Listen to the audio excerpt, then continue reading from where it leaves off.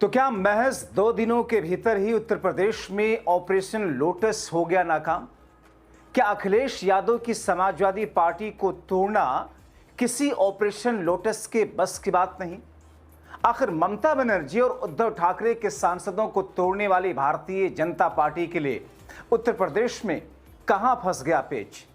स्वागत है आप सभी का। आप देख रहे हैं द राजनीति का विशेष सेगमेंट खबर और विश्लेषण। मैं हूं जबार खान। दोस्तों, ममता बनर्जी की टीएमसी में बगावत और उद्धव ठाकरे की शिवसेना में टूट के बाद उत्तर प्रदेश की राजनीति में समाजवादी पार्टी को लेकर के जिस किस्म के दावे किए गए, जिस तरीके की बातें लिखी गई, वो भी एक मंत्री की तरफ से, किसी छुटभइये नेता बीजेपी के या एनडीए के या प्रवक्ता की तरफ से नहीं, एक डिप्टी सीएम की तरफ से कही गई बातें, एक मंत्री की तरफ से कही गई बातें, और एक ट्वीट नहीं, कई ट्वीट। उसे देखकर ऐसा लग रहा था कि शायद वाकई जो बातें ओम प्रकाश राजभर कह रहे हैं कि अमित शाह को चिट्ठी पहुंचा दी गई है और अब सिर्फ औपचारिक तौर पर ऐलान बाकी है। ओम बिरला से मिलकर के अब बागी सांसद या टूटने वाले सपा के सांसद मुलाकात करेंगे और अगले 1 से 2 दिन में सब कुछ क्लियर हो जाएगा। सुहेलदेव भारतीय समाज पार्टी के अध्यक्ष ओम प्रकाश राजभर ने तो उस बयान के बाद में एक के बाद एक कई सारे ट्वीट करके, जिसमें उन्होंने राम गोपाल यादव का नाम तो लिया ही, डिंपल यादव का नाम लेकर के क्या कुछ कहा और किस तरीके से लगातार ट्वीट करके ऐसा लग रहा है कि कॉलेज के जो छात्रों के बीच की लड़ाई चल रही हो और किसी भी हद तक जाकर के कटाक्ष करने की शुरुआत अंत तक ले जाई जा रही हो।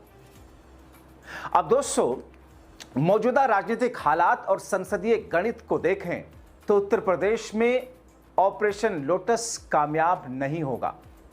समाजवादी पार्टी में लोकसभा सांसदों की बड़ी टूट की जिस संभावना को, जिस दावे को अभी तक छाती चौड़ी करके कहा जा रहा था, अब वो एक तरीके से खटाई में क्यों फंस रहा है?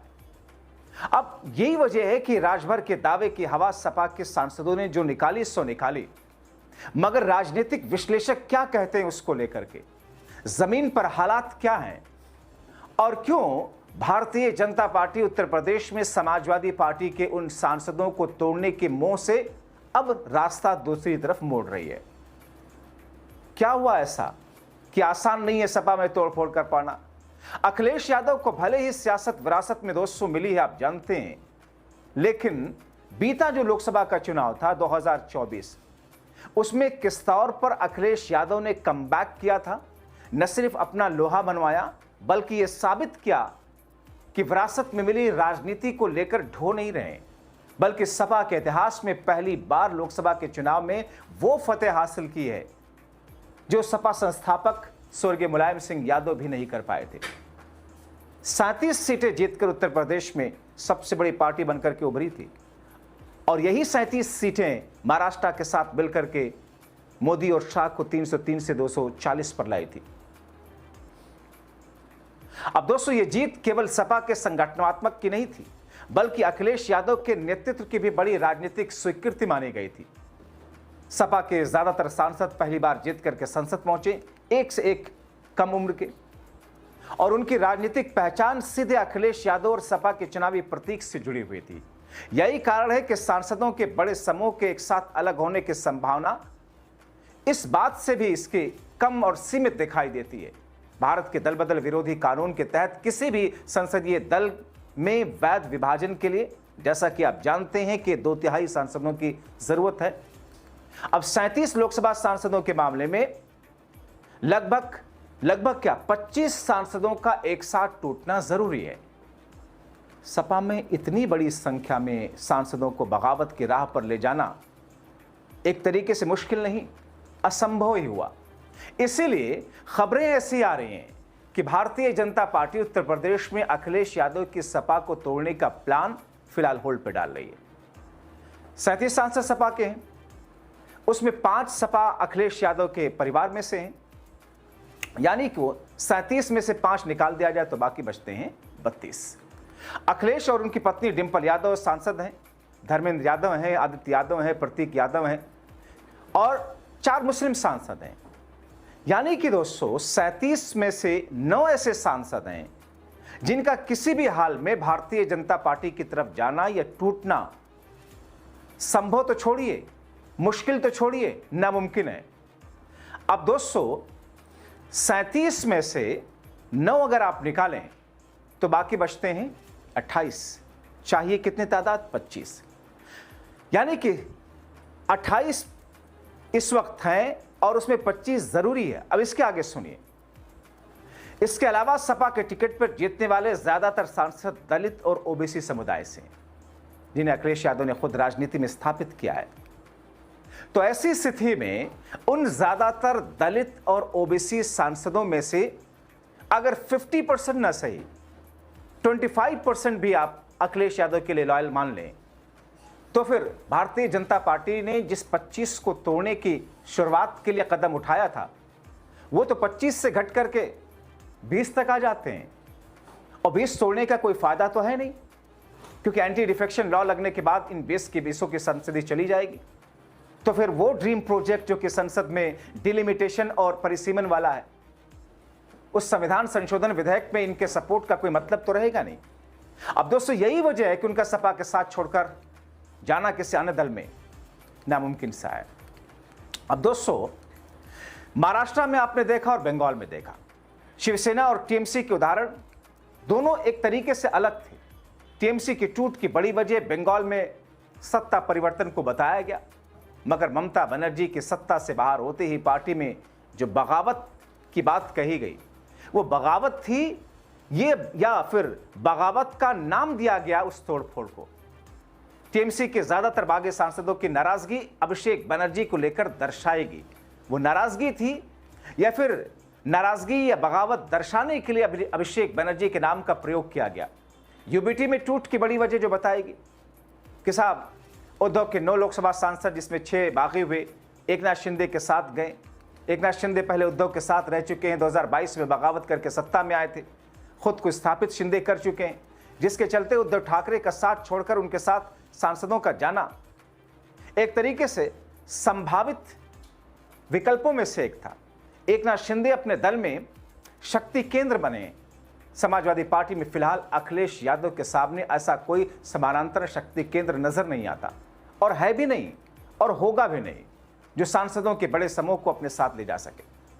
अब दोस्तों समाजवादी पार्टी का जो पूरा का पूरा स्ट्रक्चर है, अन्य जो दूसरी पार्टियां पॉलिटिकल पार्टीज हैं उनसे अलग है।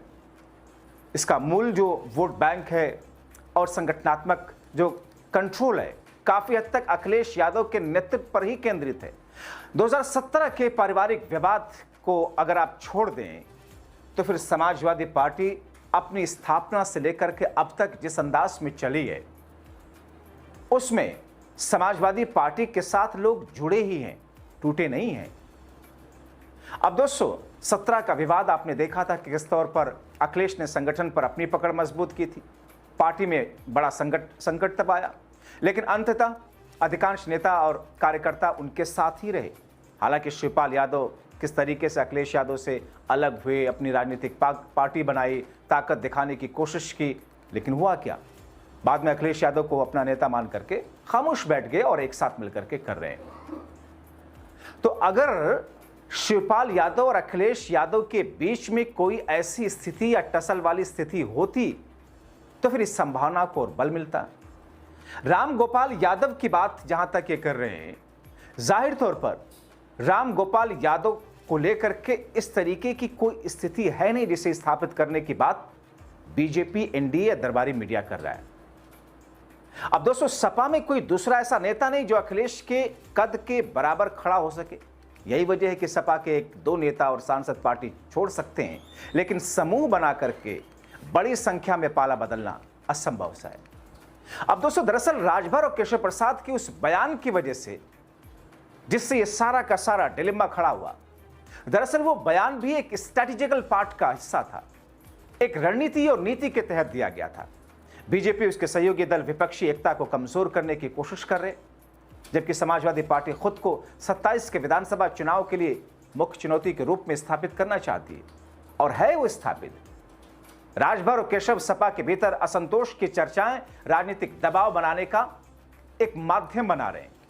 दरअसल होता क्या है दोस्तों, होता यह है कि बीजेपी का आईटी सेल आमतौर पर आप देखिए एक ट्वीट करता है, बीजेपी के प्रवक्ता उस पर एक बयान दे देते हैं, दरबारी मीडिया उस मुद्दे को लेकर दिन भर खबरें चलाता है और शाम में उस पर डिबेट करता है, और फिर जो मुद्दा कहीं है भी नहीं उसको किस तरीके से स्थापित करके दरअसल एक वाटर टेस्टिंग की जाती है। अब उत्तर प्रदेश के योगी सरकार के मंत्री ओम प्रकाश राजभर ने जो कुछ कहा, जिस तरीके से बयान दिया कि साहब टूट होने जा रही है, सपा के महासचिव रामगोपाल यादव ही अमित शाह को चिट्ठी लिख चुके हैं जिसमें उन्होंने उन सांसदों का नाम भी दे दिया है जो बीजेपी में शामिल होना चाहते हैं, और फिर दोबारा से अगले ही दिन ये कहा कि सपा के बागियों का नेतृत्व बागी बलिया का लाल करेगा। इस तरीके से उनका इशारा सपा सांसद सनातन पांडे के ऊपर था। दोस्तों, कुछ ऐसा ही दावा डिप्टी सीएम केशव प्रसाद मौर्य ने कानपुर में किया था कि साहब 25 से 26 सांसद टूटने के लिए तैयार हो चुके हैं। हमें पता है 2027 के चुनाव के बाद वो खुद ही टूट कर चले आएंगे अगर अभी नहीं आए तो एक तरफ ओम प्रकाश राजभर ने सीधे सीधे बात कही कि साहब सब कुछ हो चुका आ रहे, केशव प्रसाद मौर्य ने कहा कि आ सकते हैं, अभी नहीं आए तो 27 के बाद आ जाएंगे। जाहिर तौर पर ये वो स्थितियां हैं जिसे पानी में तालाब में एक पत्थर फेंक करके वाटर टेस्ट किया जाता है, वैसी स्थिति की अब हालात ऑपरेशन लोटस के खिलाफ बन रहे हैं। इस बीच में कहा जा रहा है कि अखिलेश की सपा तोड़ पाना ऑपरेशन लोटस या शाह के बस में नहीं है। हालांकि राजनीति में कभी भी संभावनाओं को पूरी तरह खारिज नहीं किया जा सकता। दोस्तों, विकल्प हमेशा खुले रहते हैं। अब आने वाले दिनों में क्या कुछ होगा, क्या स्थितियां बनेंगी, लेकिन आज के दिन में, आज के हालात में फिलहाल जो स्थिति इस वक्त दिख रही है वो समाजवादी पार्टी में 25-26 सांसदों की टूट इम्पॉसिबल, असंभव सी दिखाई पड़ रही है। क्योंकि दोस्तों, संख्या बल के ही आधार पर दल बदल कानून का लगना या ना लगना, और संख्या बल के साथ में पार्टी और संगठन, उसका संविधान क्या कहता है, पदाधिकारी किसके पास है, इन तमाम चीजों को जोड़ करके, क्योंकि जिस वक्त अखिलेश यादव और शिवपाल सिंह यादव के बीच में अलग अलग खटपट हुई और अलग अलग रास्ते बने, उस वक्त पार्टी पर किसका कंट्रोल रहेगा, तो अखिलेश यादव का संगठन पर और पार्टी के पदाधिकारियों पर कंट्रोल पूरी तरीके से था। संविधान पार्टी का जो कहता है उसके मुताबिक अखिलेश यादव को ही असली पार्टी सपा माना गया। इसीलिए शिवपाल सिंह यादव ने अलग पार्टी बना करके अलग नाम और सिंबल लिया था। अब दोस्तों, ऐसी स्थिति में वही स्थिति आज भी दिखाई पड़ती है।